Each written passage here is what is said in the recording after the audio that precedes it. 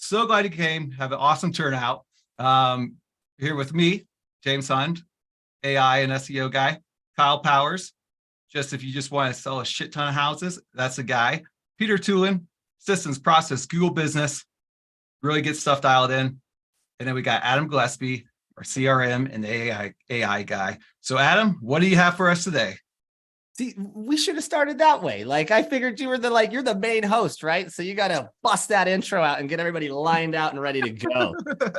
So now that we got the proper intro going, yeah, man. I mean, news in the AI world, it's a daily thing, daily changing, lots of new stuff coming out. Did a couple of conversations yesterday with some pretty cool people and found out there's quite a few new stuff coming out, like once again, CapCut plugin. So keep an eye with Chat GPT because they're going to be dropping different plugins consistently. And I think their overall goal, at least my assumption with it is as all of these other tech companies are integrating Chat GPT into their apps and trying to push their apps, Chat GPT is trying to pull you back into Chat GPT by giving you shortcuts with plugins to these programs, right? Because at the end of the day, we all know who the real powerhouse is, and that is OpenAI. They've got the largest budget invested into it, and the large language model Chat GPT 4V, which just came out a couple of weeks ago. I believe they updated Chat GPT 4 into 4V, and it's just going to keep getting better and better, guys. So I mean, pay attention to that. I'd stick with Chat GPT at this point in time as far as creating your content and watching those plugins come in, because they've integrated with Canva, they've integrated with CapCut, and you can only imagine that there's going to be more.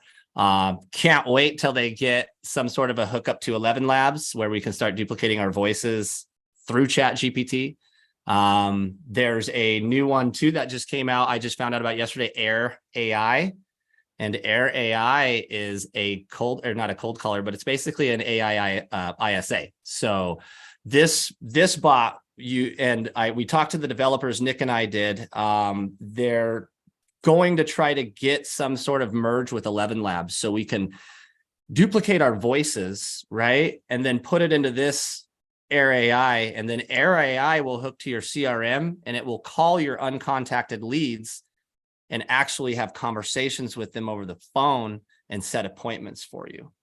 So you can currently do this with Air AI as it sits, but it's using different voices, right? So my thought process on it is, who's the best ISA for your company? You are, right? Like seriously, there's a drop off that happens when you have an ISA transfer a lead to another agent, right? Because the people that the ISA have been talking to, or the ISA has been talking to people, building that relationship of trust with them, and then they toss you off to somebody else that they don't know. They don't know if they like you, and they definitely don't trust you. So you almost have to restart that cycle. And previously, when I first got into real estate, I used to run as the ISA for my offices. And that was one of the big things that we would have, is that I'd plug somebody in, I'd get them all interested, I'd send them to an agent, and then there would be a drop off, right? So if we could get something implemented to where we can, create our voices on an AI robot that's calling, and these people are like, oh, I'm talking to Jim Hund right now, and this robot sets you an appointment, and then Jim Hund meets on the appointment, I think that the drop off rate will be significantly less, and you won't have to pay a human to do it anymore. Which Jim Hund though? I don't know. There's a few on this call. I think they all got off. I certainly hope I can live up to my AI personality when they transfer to me. Well, that's why we got to make sure we program that right, because that's the goal, is getting Chat GPT or whatever AI bot we're using needs to be a literal replica of your personality. So that's why we go so deep into programming that bot and then creating that list of custom instructions. So it will act most like you.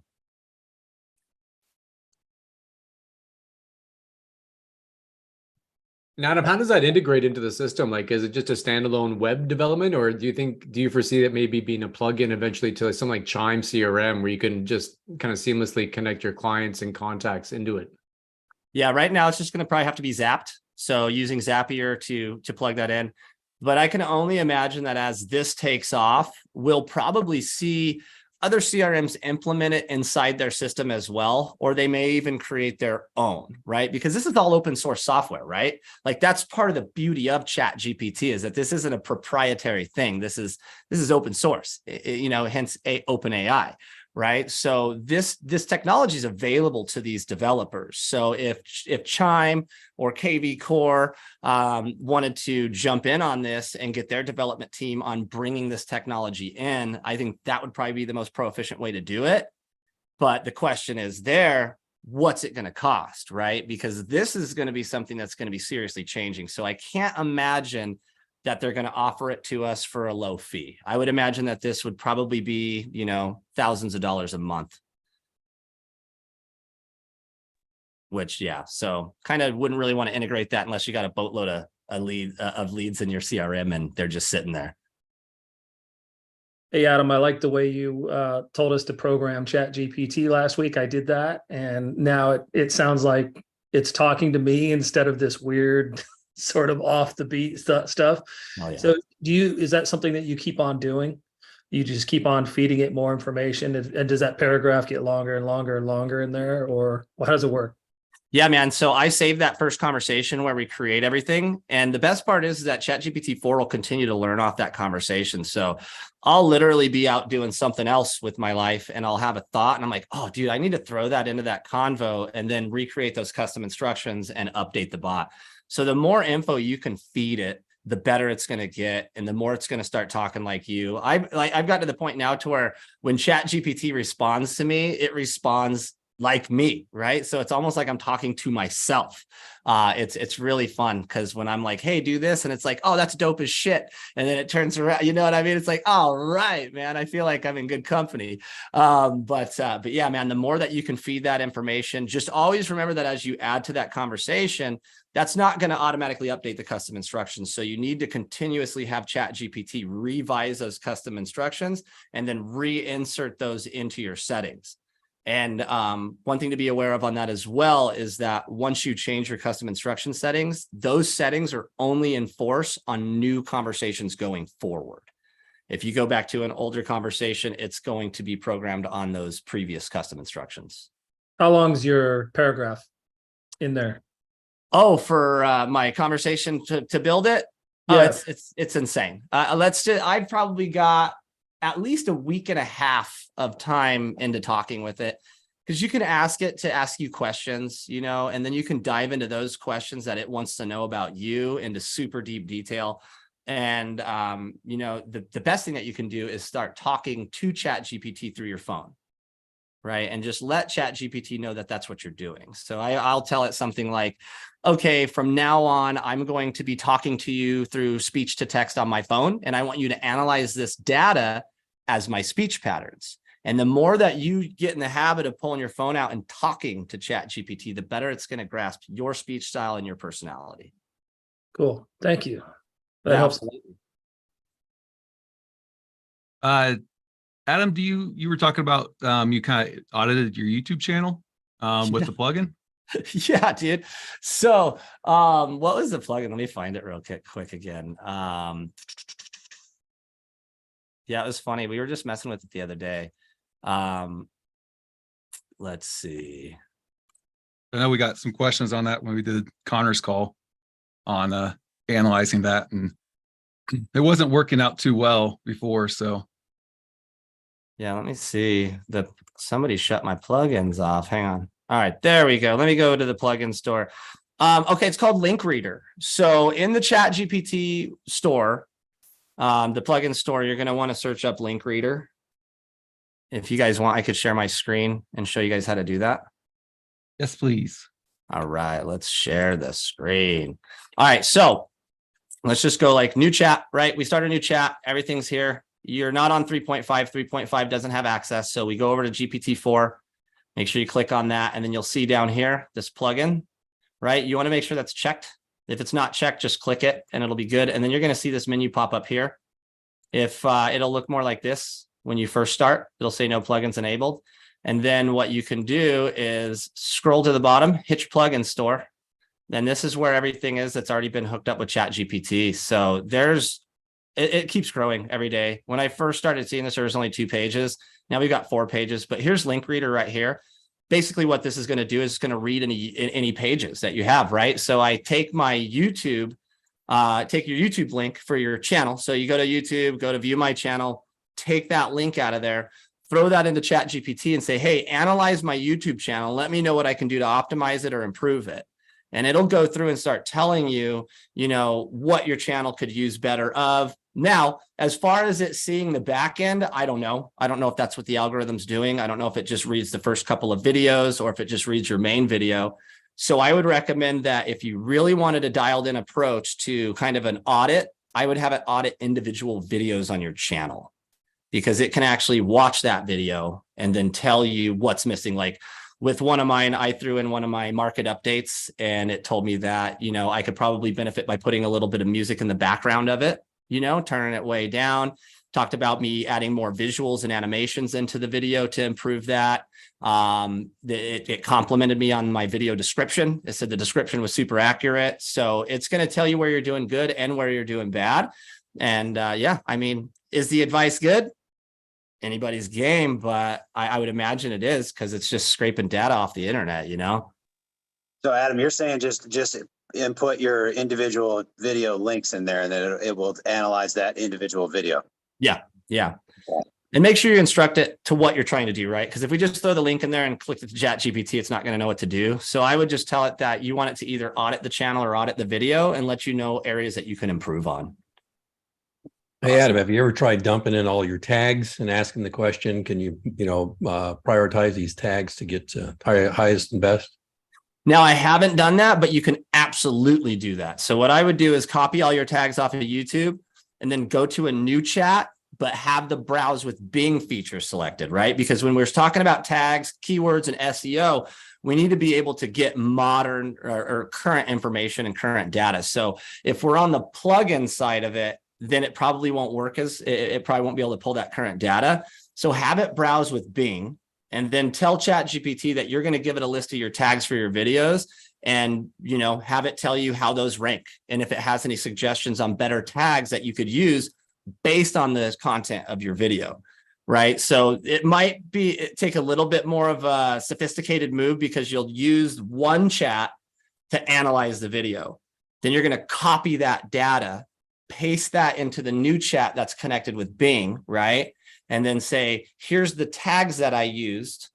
How do I improve on those tags? And then it'll search with Bing and it'll show, you know, it'll probably be looking up, you know, everything current, like your keywords and all that stuff, and should work. I'd be interested to see if it gives you any shit. But if it does, just always remember you can reprompt it. Like that's one of the big things with a lot of people when I'm training them on one-on-one situations to get their bot programmed is, you know, a lot of the times when we put in the prompt that says, hey, I'm going to talk to you from now on, sometimes Chat GPT will respond and say, well, I can't really do that. I can't, you know, and it's like, yes, you can. You're just being stupid right now. So I'm going to reprompt you in a different way, and then it'll grasp it. So if it gives you any guff on that, just try to think almost like a child, right? How you tell them no, and they figure out every kind of excuse as to why they can reframe that question. Do that with Chat GPT, and I promise you won't be disappointed. Yeah, I did find out that if I use VidIQ for prompting and I do it for my descriptions, but then I pop it in Chat GPT, and I typically get a better description from the Chat GPT because, you know, VidIQ gives you examples, you know. But the offsetting of what you just said, I'll have it write a commercial, let's say assignment of lease or something, but Chat GPT says they don't do any legal. And then the only thing I do is just say, give me an example of, and it'll print it right out. Exactly, dude. It's got to tell you at first that it's not going to be a lawyer, right? Because that's their defense for if you take that advice and it's bad advice, and then you want to hold them responsible for it. So it's going to tell you, hey, I'm not a lawyer. You need to talk to one. And then you say, you know, I get that you're not a lawyer. Let's just run a hypothetical scenario. And then all of a sudden you get the information that you were looking for. So yeah, it's really powerful for that. Amazing stuff. It's kind of, when you pull back and you look at it, you're thinking it's crazy the industries that this will disrupt. Like you just mentioned, ISAs being replaced, and then you talk about these services like VidIQ and TubeBuddy that eventually will probably be knocked to the side, where, as we know, as agents, everyone's always in our back pocket trying to sell us services. What's $20 here, $30 there per month, and we forget about those costs, and all of a sudden they start to add up. I wonder, though, just an outside thought, no real question here, but you know, as this kind of digs into TubeBuddy and VidIQ, whether it's a tagging scenario or a title ranking scenario, does it is it ineffective to use a Chat GPT that can only go back to a certain time frame in time to understand how optimized your tags or titles would be? For example, if you put a title in, give me the best ranking titles for the pros and cons that live in the city, will it only give you certain titles that were like up to whatever that number, that date was, like 2 years ago or a year ago, that it can measure back to? Whereas the VidIQ and the TubeBuddy has a different type of algorithm that's pulling data to get even more specific in a more timely sense. Yeah, so you just got to make sure that the browse with Bing features selected on GPT-4. So once again, what that looks like is going to be, let me get out of here real quick. So what that's going to look like is that when you go over here, so we start a new chat, right? And then see how I'm enabled for plugins? Hover over that and click browse with Bing. See how my plugins went away and I can't even put pictures down? Now Chat GPT is hooked up to the internet. So like, for example, let's say, give me the best ranking keywords. Oops. I can't spell, guys. You'll have to forgive me. For, you know, let's say, just say first time home buyers. Or I just say right now. Sometimes it'll say it can't do that because it forgets that you're trying to go. So I'll just tell it to browse.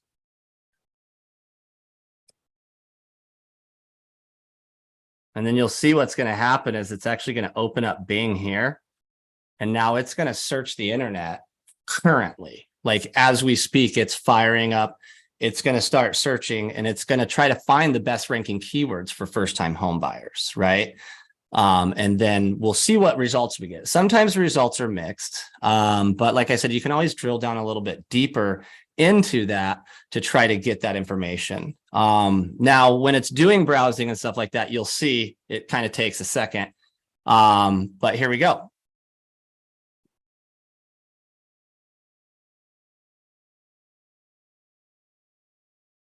Oh, so now it's trying to tell me to go there. So I'll say, no, give me the list them for me. See, so it's going to try to play games with us. Now, what you could do is you could, if you wanted to, I mean, you could easily just follow the link and look at it. But if it's not what you want, then I would copy that link and I would throw it into Link Reader. Hey, right? Adam. So Now, could you try the 10 best keywords? Maybe it might just be too long.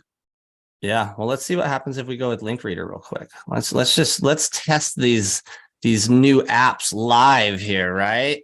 Let's see, read this link and give me the top 10 best, let's just say real estate keywords, right?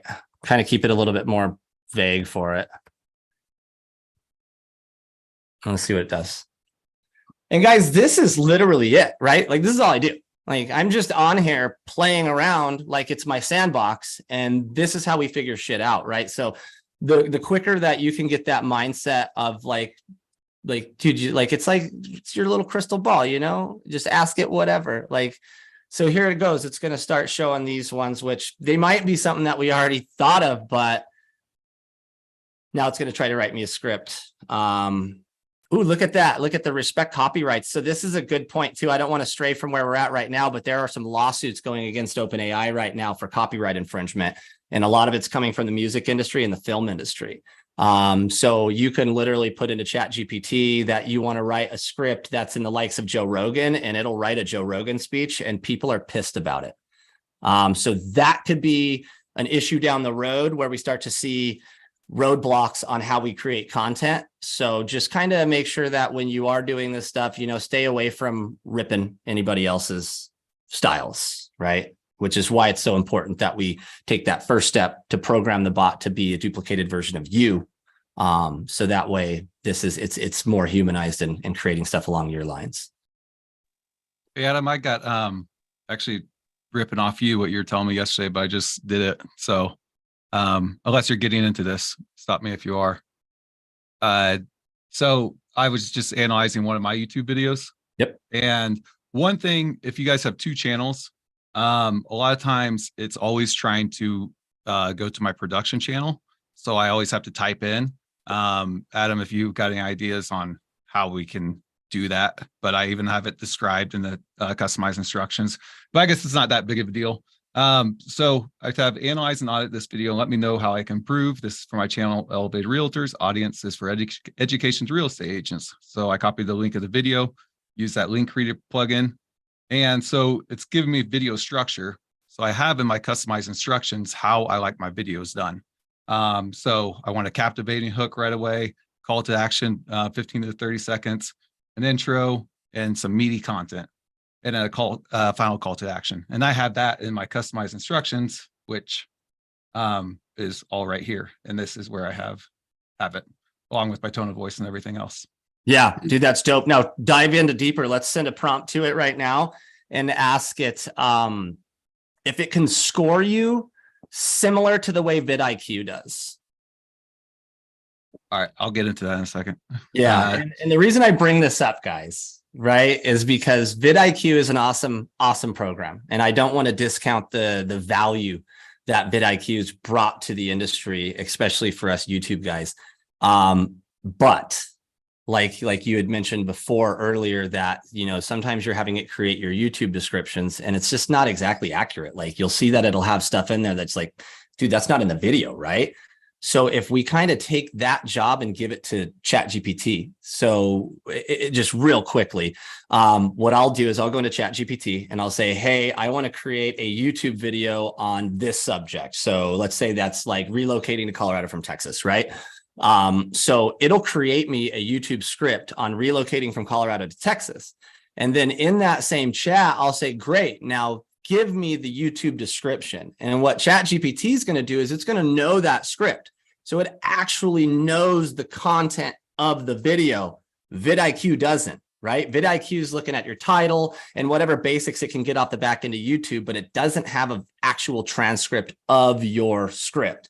So that's why you end up seeing some stuff that's in your description that's not. So when my descriptions are written from Chat GPT for my YouTube videos, they're going along with the base of the script, so it's exact. And then when YouTube's algorithm sees that your description is exactly matching the content of the video, it's going to be more discoverable by nature, right? So I feel that while VidIQ is a very good platform and program, I think that we can get better results from Chat GPT if we're prompting it correctly. Nice. So, and then with just that one prompt, it's also spitting out suggestions too. So it's like hook, it's okay. Direct call to action, and see, it went back to the Denver real estate market. But anyways, intro, trim it down, get to the point faster, make it more engaging. Content, more visuals. Use phrases to do transitions. Call to action is even giving me an exact thing, which I should do is, you know, rather than just like, hey, subscribe to the channel, like, hey, comment below if you'd like my free home buyer's guide or something like that. Engagement, I don't know about that one. So it's and the pacing is a bit slow. I'm not really sure about that too, but you know, it can give you some ideas. Saying the audio and video quality is good. Consider adding background music, which I'm actually surprised I don't have on that one. So then I asked about keywords, and then it said, you know, you might want to include these keywords, and then description tag. So it's just giving you a lot of ideas and suggestions. Now let's try this. It'll probably say, well, I don't have access to their algorithm. Oh, shit, they've got it, dude. Dude, dang. See what I mean, guys? Now, once again, I want full disclosure on this because I'm not bad-mouthing VidIQ. It's a great program. The developers are awesome. Their YouTube channel's even better. They're always giving out amazing, amazing advice. But look at what we're doing right here. I right? passed 71%. 71 of 100. You know what I mean? So this is pretty revolutionary because right now, especially with us realtors, there's an app coming out every day that just wants to dip into our pockets. And if you start signing up to all these apps, you're going to have one hell of a monthly bill. And I try to tell people as much as possible that, like, look, all of these apps usually plug into VidIQ or into Chat GPT, right? So it's like we have the main guts of it, but yet we're getting distracted by all of these other apps that are coming out that are just using Chat GPT and packaging it in a different platform and selling it, right? So we need to understand that we could do this stuff for the cost of the Chat GPT Pro price, which is only $20 a month, and save yourself the $50 a month boost from VidIQ, or the buying credits on other applications. I don't want to badmouth anybody because everybody's trying really hard and they're doing a really good job. But the point I'm trying to make is that it all comes back to Chat GPT, and the more versed and the more sophisticated we can get with that system, the better off you're going to be and the more money you're going to save. You bring up a good point, Adam, because I think I'm probably at about $6,000 a year for what I pay in monthly stuff on like different subscriptions. And, I think what I'll do is audit my, if I put in all of those, I'm like, hey, where am I overlapping here? And what can I do without? And give me some ideas. So cut that expense down a little bit so I can buy some new AI stuff. Why don't you ask Chat GPT what you can get rid of? Well, that's what I'm saying. Perfect. That's what I'm saying is like put in a list and like where I'm overlapping, what I can get rid of and everything else. Jameson, you just figured it out, dude. Like that's Chat GPT in a nutshell. Like this thing will answer the questions that we have. And that's what makes it so incredibly powerful, guys. So you just asked it to knock its own competitors off the shelf. Yeah, dude. I love that. Hey, I tried putting in this is pretty interesting. I'm enjoying this tremendously, guys. I just put in Chat GPT while we were talking, give me the most search keywords for this video. And I popped in the video link. Now I did come back and said, sorry, but I can't analyze that. However, I can help you with generating a list of potential keywords based upon the topic. So what I did was then go ahead, copy that sentence, put that space bar in there, and then put in my description that it already gave me on a video, and it spit out the top 15 search results based upon my video or that description. So, badass, right? Yeah. So it actually corrected what I was asking for and told me how to ask it properly. It's amazing. So Adam, I have TubeBuddy subscription. Yeah. And I've been on the fence about VidIQ because it kind of gets it. It kind of doesn't. I get that part. So would you suggest, I haven't heard you say TubeBuddy is like a no-go at all. Is TubeBuddy pretty much everybody's favorite right now?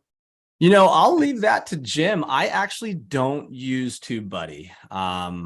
So I don't know much about that one. I use TubeBuddy, and then my SEO guy who does like my thumbnails and my tags and stuff when I use him. He uses VidIQ, and then with his, they rank pretty similar. So I want to get rid of TubeBuddy because I think TubeBuddy is like way cheaper. It's like $45 a year. So I think I'll still keep that.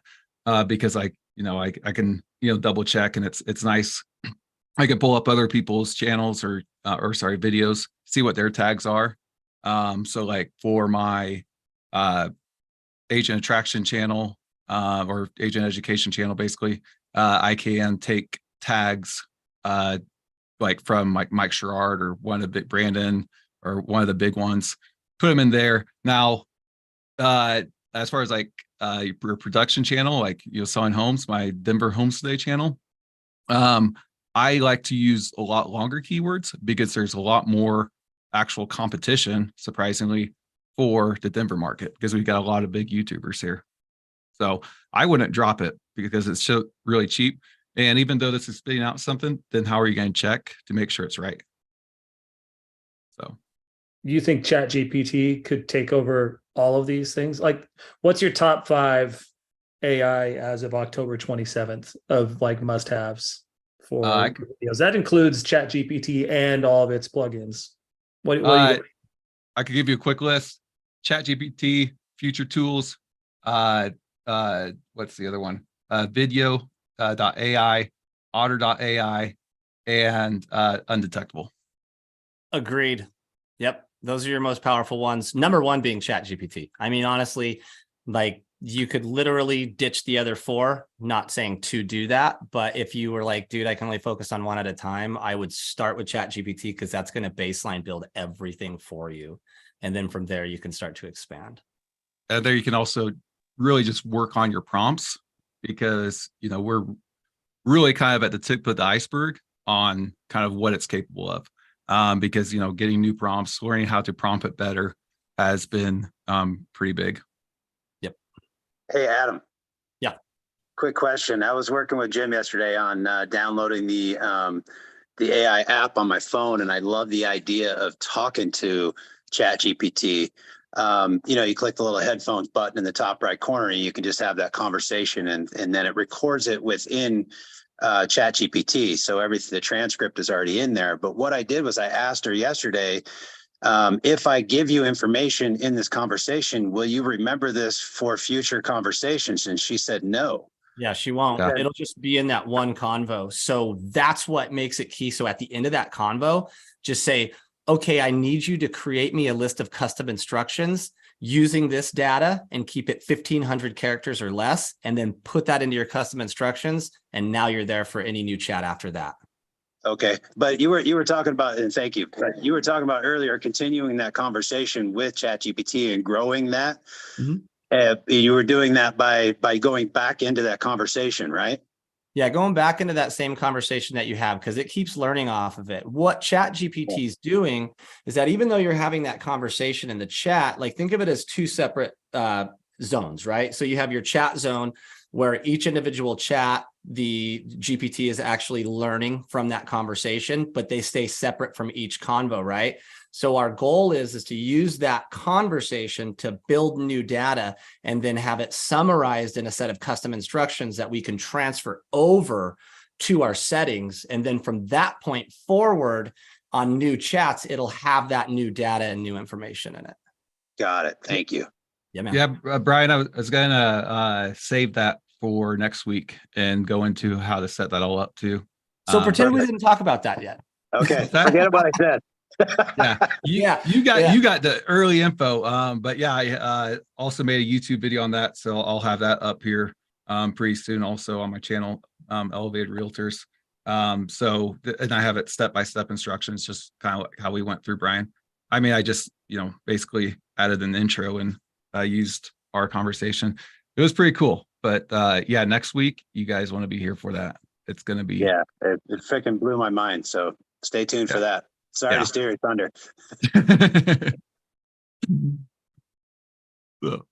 Gentlemen, hey, I'm a guest here. Sorry. So I'm just curious if I can interrupt, but have you had any experience with Heygen or any kind of translating videos to different languages?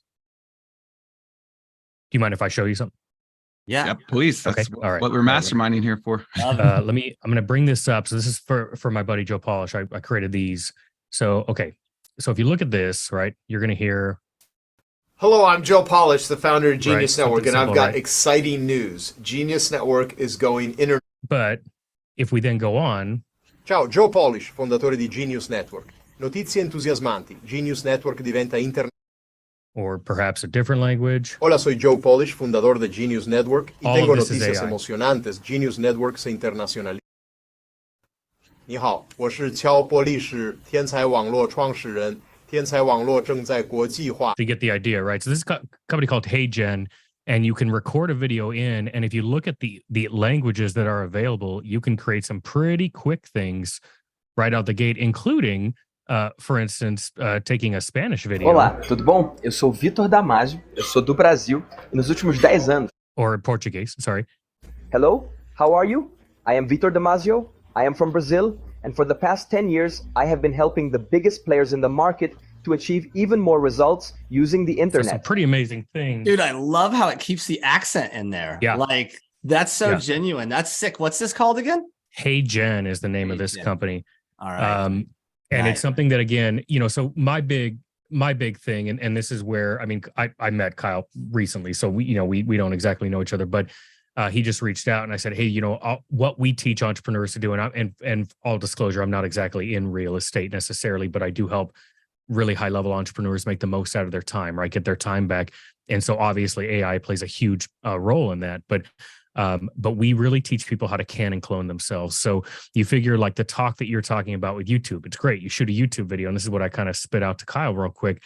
Now you can take that video, drop it. For those of you who have a Mac, I don't know if you've tried Mac Whisper, but a really great $8 one-time utility that will create a transcript out of a video just by dropping a file, an audio or video file onto it. It's the quickest one I've found. So for those of you who use a Mac, it's called Mac Whisper. It's not a monthly fee. It's just a pretty amazing interface. You drop a video in. So all of the videos where if I'm, you know, listening to people's calls or doing stuff like that I can drop them in and grab the script. But if you have a YouTube video, great. Now you've created one source of stream of income, let's say, right? You run ads in it. You run the transcript on it. Now you can post that as a blog. Now you've got a second piece of content that you can run on your site. You then take that, you can take that audio of that video, make a podcast out of it. Now you've got your third stream of income that you've got through there. So you've got now web content, you've got your YouTube content, you've got your podcast content, all of that just by doing one thing. You can take snippets out of that video, make that social media content, and you can, of course, even decide that you want to put together the last year of these and write a book on it, right? So there's so many different ways to can and clone yourself. And I think that as you look to, yes, there are a ton of tools. And by the way, Adam, you're spot on. I spent the first 20 years of my career at Apple. I retired from there a while back. Apple was famous for what do people really love? Let's just buy that, or let's just add that into our feature set of our operating system, whatever that was. And so then these companies overnight went out of business, right? And so you look at what Chat GPT is doing, they are doing what they should. What is the market asking for? Let's build that tool in. And so I wouldn't hitch your wagon to some of these fringe tools. Stick with the big ones like Chat GPT. They're going to build in all those feature sets in. But what we're trying to help people do is really expand your time by cloning yourself, by taking the thing you do once and making go over and over again. So don't lose sight of the value that you have in one piece of content and getting creative in how to repurpose it. Repurposing is a big tool we teach. I think the only thing I would add real quick in my soapbox here is that we're big on integrity. So these AI call interactions that you have, they get real squirrely as soon as you say, by the way, what's 2 + 2? And they'll go, I'm sorry, I don't know what you mean. You go, yeah, just 2 + 2. And they go, I can't answer that right now. And I've played around with these tools. And so to be able to put it to the forefront and say, hey, this is my AI tool. It's not actually me talking, but I've trained it. It's all me, and you can ask me all the questions you want, and I'm going to set things up. We'll take that out, and people won't feel like they're being duped. And when people feel like they're not necessarily being taken advantage of, then they're leaning in. They're going to be a little bit more excited to talk with you. So that's my quick thought. And I just wanted to throw Heygen out there in case you hadn't seen it yet. Dude, that's badass, Mike. Thanks for sharing. I really appreciate you tuning into the show and giving us some kick-ass insights on that. That was very valuable information. Right on. I'll be searching that stuff up today. Hey, I think kind of the other thing for like agents and stuff. So if you're like putting this in different languages and stuff. So I actually this past week just went under a contract with my first non-speaking clients or non-English speaking clients. So, if you're putting out videos with a bunch of different languages and stuff, what's the thing to use once you get those clients that don't speak English that you put those videos out so you can communicate with them and they can become clients? Yeah, I think I will tell you, this is our desire is to get more reach, right? To expand the reach. And then should the need present itself, then we hire to fill the need from a language speaking perspective. There's branding and there's marketing, right? Half of it is getting your stuff out. That's branding. You're not going to get anything with that. You're not going to make any money off of branding, but then the marketing, the direct response marketing is where you're going to get that back. So I know there actually are several tools that will do this in the moment. And all of them are escaping me right now. So Adam, I would probably default to you on this, but I do know that there is some real time. In fact, even the Google Translate app, the Apple Translate app, both of them are pretty great real time in doing these. So I would say you're probably going to find a lot of success there. The trick would be, it's again, like if you attract a client, you already know what the outcome is of that, right? You can pretty much budget for what you're going to make on that. So is it worth it to then hire somebody to sit with you and be able to work those to say, hey, you have the language, I have the knowledge, let's work together. And maybe you're kicking them $1,000. The point is you already know it's worth it to you. The cost of doing business in another language is very easily overcome by simply hiring somebody real time who can sit there in a call with you or in the person with you. Awesome. Thank you. Kyle, I thought you were going to have surgery today. Other Kyle. I'm heading to the hospital in like a half an hour, but you always got to learn. Am I right? Good luck, man. Yeah. Thanks, buddy. Thanks for coming. Heck yeah.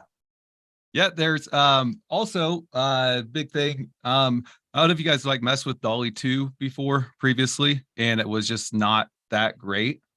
Well, now we have DALL-E 3 on here, and it is awesome. So I don't know if you guys have played around with that much at all. Let me see. Yeah, I actually stopped. I'm sorry. Oh, go ahead, Rasan.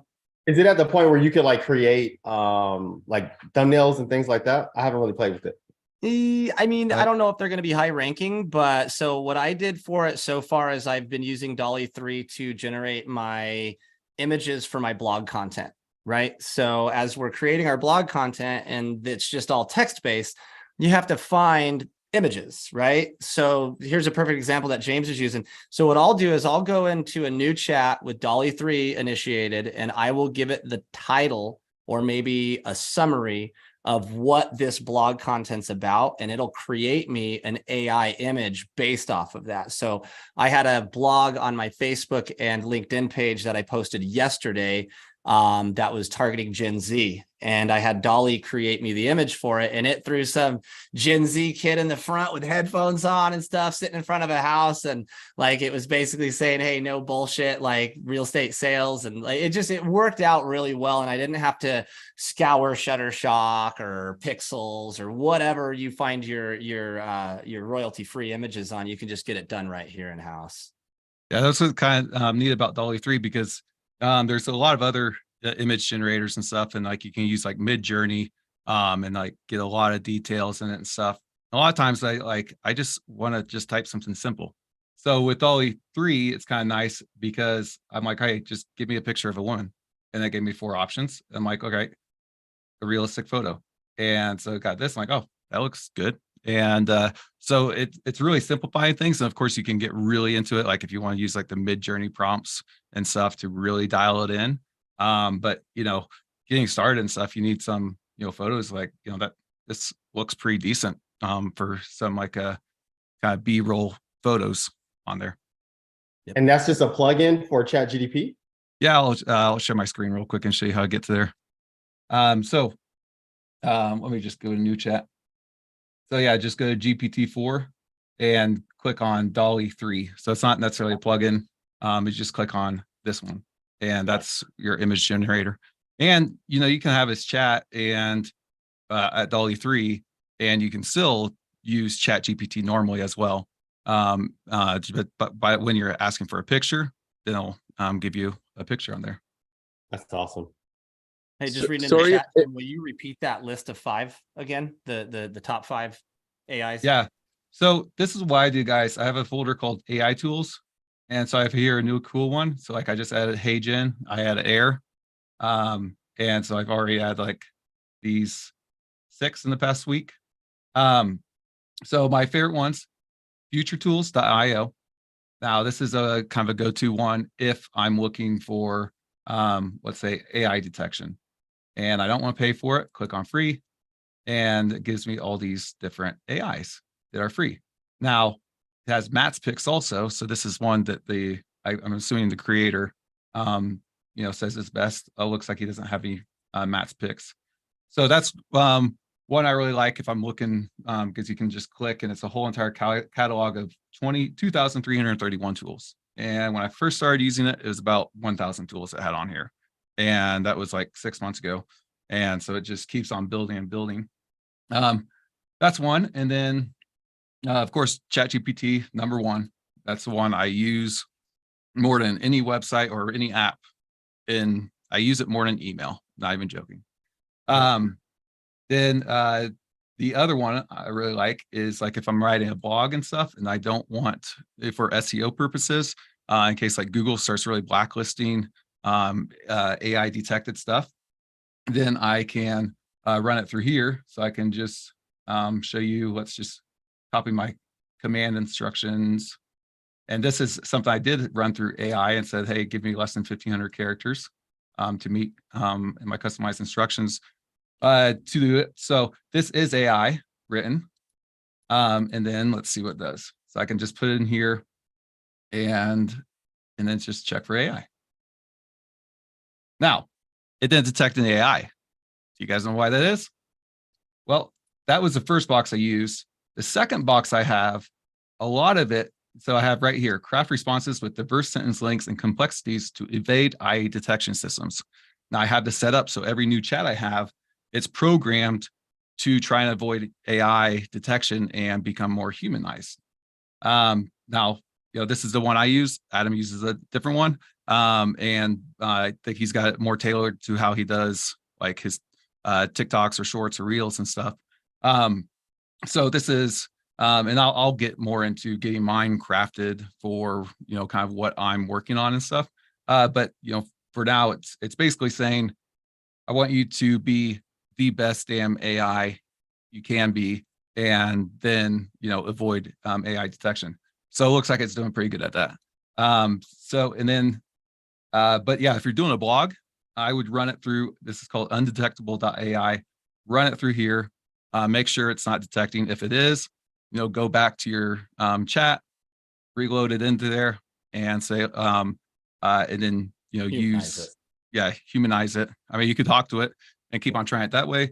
Or if you're using, mine or Adam's second box, then that would also help with that.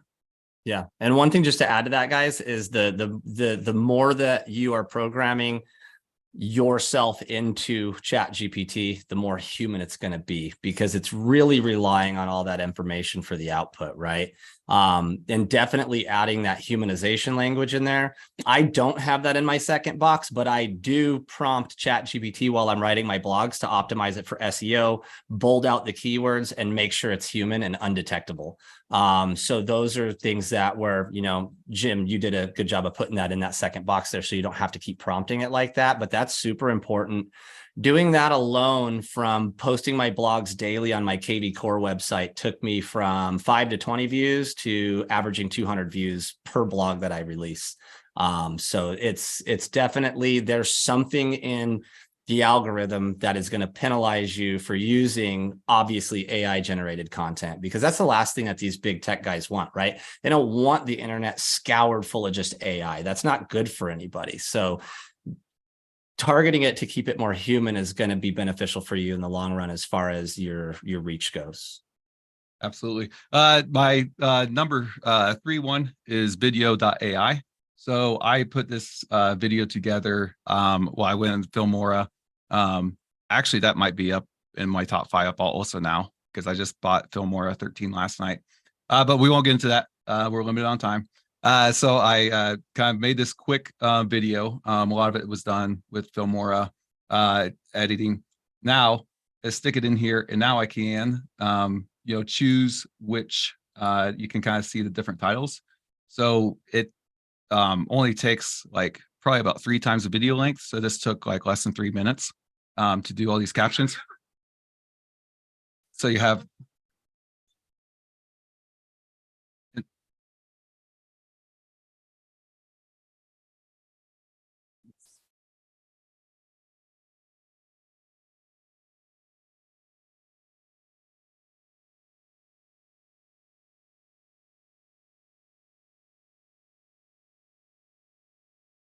Nice. Yeah. No audio is coming through, just FYI, but we're getting the point. Oh, you guys. Okay. Okay.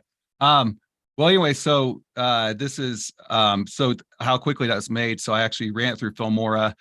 So it was actually a 7-minute video, long form. And then I did Filmora and I just did highlight on there, 60-second highlight. Did a little bit of editing, ran it through there to take the to make it 9:16, which you could actually just run it through here on video.ai. So like this is 9:16. And then I have it just open this and it'll automatically cut it, or so it was 16:9 and it automatically cut it to 9:16. And then so you can also just kind of move this around where you want it. And let's see what else I can like if you want, different portions. So like Brian Nicely was on this call. And so I was like, all right, well, I can have some Brian here and then move it back to me. So this is like super easy to use rather than have to add captions. And then my other one is, where am I at? Am I about 4 or 5? Oh, my fifth one is Otter.ai, which Otter.ai takes notes for you and transcripts of the meeting. So check, like you look at the participants, you will have, oh, okay. My Otter isn't on this one, but I must have not put it on. But I have a link to my calendar, and then it comes right on here. Okay, I'll go ahead and enable this. So here's another really cool one that that came out recently on Zoom. So I'm going to allow access for all of you guys. It's called AI Companion, and this gives you really, it'll shoot you an email afterwards. And so if you like come in and like someone is asking, hey, what's your top 5? You can go back to the AI Companion and just like, hey, catch me up. Click on that, and looks like oh, maybe it wasn't enabled earlier. So, but yeah, that's a cool one because I thought I had it set default to the AI Companions on. So I'm not exactly sure why that's not going right now, but now it is. And so you can just use that and get a nice little summary. So sometimes I take that summary as well. And let's say I don't need like exact detail, like a full transcript from like Otter.ai of the call, then I'll take just an AI summary from the call. It's really cool because like the 4 of us have been having like chatting about what we're going to talk about and the topics that we're going to go into. And so, and then, okay, what's our next steps? Well, that spits it all out fairly decently. And at the end, it's like next steps, like, hey, Jim is going to do this, Peter's going to do this, and just, down the list. So, and that's been really helpful. So, yeah, love Otter. Otter's definitely probably next to Chat GPT. That's probably my next favorite. Just because of the capabilities that it has to, save you from, like, one of my biggest things is like, if I want to write nicely on paper, I have to write slow. Otherwise my ADHD kicks in and I just kind of doctor scribble it. And then I go back to my notes and I'm like, what the hell did I write? Otter.ai stops that. And like if you're a slow writer and you're missing out on the content that they're explaining why you're writing the notes based on what they just said. So Otter.ai can allow you to stay more present in meetings, classes, and things like that, and then you can summarize that back down at the end of the day, and get a good look at what that content was about. So that's definitely very powerful. And drop that into Chat GPT and have it ask questions. So what should I have asked that I didn't? What did I leave out? What was the main points? What was their buying signals? How quickly do you think they're able to buy? Like, using a transcript is incredibly powerful. And whether it's Llama or Claude or any of those longer length ones, that you can get into, like, they're all great, but getting the data is half the battle. Analyzing it and using some of these really great tools to then tell you how you could have improved, that's where the real magic happens. So yeah, Otter is a staple, a bedrock form of AI for sure. Absolutely. Hey, so we got 2 more minutes. So does anyone have a quick burning question? Yeah, you mentioned one more about like a dialer.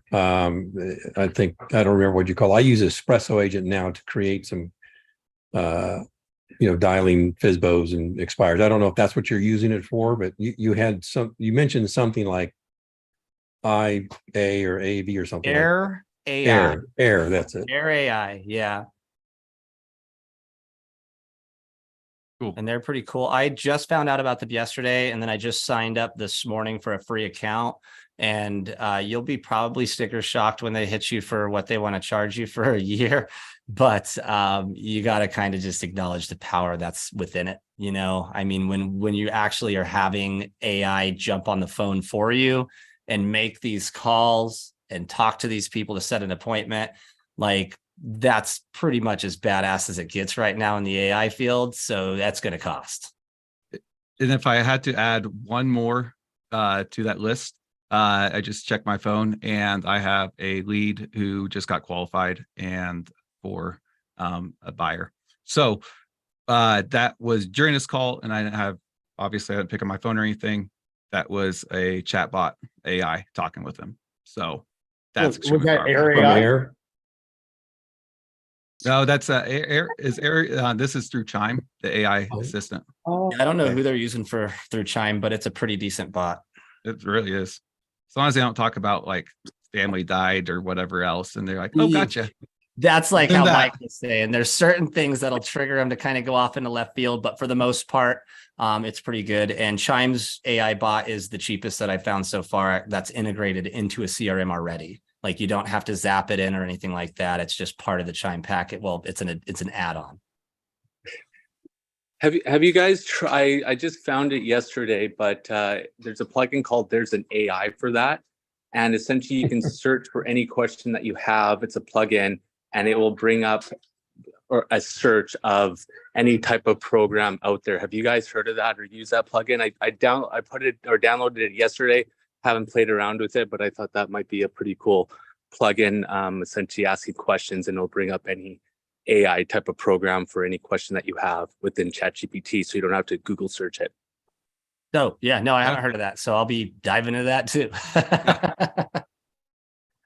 So, and then, you know, even if you don't, you know, you could probably use that Bing search also, and they'll find, you know, pretty up to date ones as well. But yeah, I don't know exactly how many plugins they're adding, but it seems like every time I check, there's more. So I downloaded Canva plugin this past week, Canva plugin, that link reader plugin, AI PDF, and then I also have another one that I've only been playing with. It's kind of cool though.